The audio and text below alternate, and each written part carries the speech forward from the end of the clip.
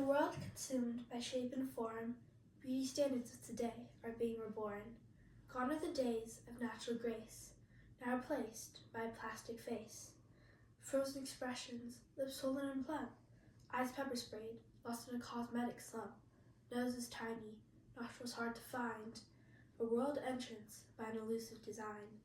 At a funeral, a somber affair, faces painted white, the ghostly stare. Glass skin reflecting the gleam of the casket, dazzling lights, a spectacle unsurpassed. Tears welling up, yet smiles remain, plastic grins concealing the pain. A wedding adorned by flowing attire, but not a single soul dressed for a crown's desire. Models on a runway, not brides to be, revealing clothes, bearing for all to see. Longer than carpets, these garments flow, covering more than they dare to show. Walking on tiptoes, performing femininity, in a topsy-turvy world where lines blur with audacity. Beauty standards have surpassed all bounds, creating a world in which chaos resounds, where men and women strive for praise in a never-ending pursuit for praise. But let us remember, true beauty lies within, not confined by standards that society spins. In a medium of self-acceptance, we find solace, embracing uniqueness, breaking free from this palace. In the collection of poems I'll be reciting, the following pieces include Beauty Standards of Today by Ghazala Lari, Insecurity by Says S.G., Beauty Standards by Kelechi Kalu, If Beauty Standards Existed in the Animal World by Kirthi Kochir, and Why Am I Not Good Enough by Olivia Vella, and Beauty by Tony Ogland. I chose these pieces because they have meaning. I chose these pieces because I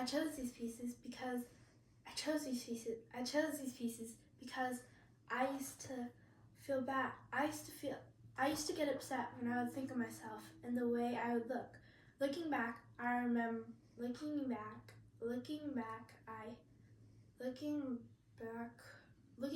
realized that I shouldn't have to conform to society or its standards. What is this I feel? As if nothing in my life seems real. Confusion engulfs me. Please wake me from this reverie.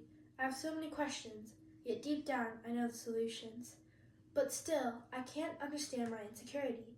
Will someone explain this anxiety? I'm crying out for help, but no one seems to comprehend. Can't you at least notice this atmosphere of unease? One day in the season of hope, I pray that I will have the fortitude to let someone look in and journey with my uncertainty within. If beauty standards ever existed in the animals' world, a lion's mane would have been permed, zebra would have been all white, spotted leopard would be spotless, and orangutan would have blonde hair. An elephant's tusk would have been whiter, a rhinoceros would have had smooth skin, a hippo would have been skinny, raccoons would have dark circles. Need I go on?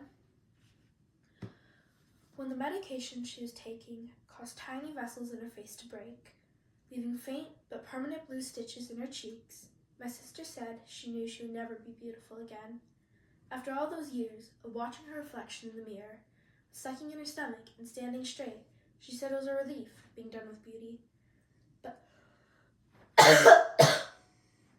But I could see her pause inside the moment as the knowledge spread across her face with a fine distress, sunking in her stomach, sucking the peach out of her lips, making her cute nose seem for the first time a little knobby. I'm probably the only one in the whole world who actually remembers the year in high school she perfected the art of being a dumb blonde, spending recess on the breezeway by the physics lab, tossing her hair and laughing that canary trill, which was her specialty. Or how she spent the next decade of her life auditioning a series of tall men, looking for just one with the kind of attention span she could count on. Then one day, her prettiness was over, done, and all those other beautiful women in the magazines and on the streets just kept on being beautiful, everywhere you looked. Walking in that kind of elegant, disinterested trace, in which you always have seemed to have one hand touching the secret place that keeps their beauty's place, inhaling and exhaling the perfume of it. It was spring, seasons when young buttercups and daisies climbed on the mulched bodies of the forearms, to wave their flags in the parade. My sister just stood there for 30 seconds, amazed by what was happening, then shrugged and tossed her shaggy head as if she was throwing something out, something she had carried a long ways, but had no use for anymore, now that it had no use for her too. That, too, was beautiful. Every look you take in the mirror distorts your Every look you take in the mirror distorts your vision. It gets less clear. Society's foolishness knows no bounds. Now you judge yourself, worth in pounds, obsessed with attaining the lightness of a feather. Only heaven knows what kind of chemicals and rituals help them ascend to their pedestals and pinnacles, walking thin lines and borders. If it isn't clear, it isn't meant to be. My plea to you is clear and candid. Never torture yourself to fit beauty standards. As you gaze into a bathroom mirror, you see a stranger that somehow stole your reflection and replaced it with a completely different girl. Every part of your outfit is uncomfortable, but even though you spend hours trying to look pretty, you'll never be as good as those other girls at school. You're actually holding back a few tears. You feel like you're holding back a tsunami of emotion, but you can't let anyone else know what you feel. Otherwise, they'll never respect you the same, the way they used to. Or did they ever? Why am I not good enough? You take each comment, each judgment, each assumption, each opinion, each strange look, and with it, your self-esteem plunges like a sinking ship down into the dark and dreary depths of the ocean. But society is wrong. You're loved, you're precious, you're beautiful. You are deserving respect. And most of all, you are good enough. I'm done.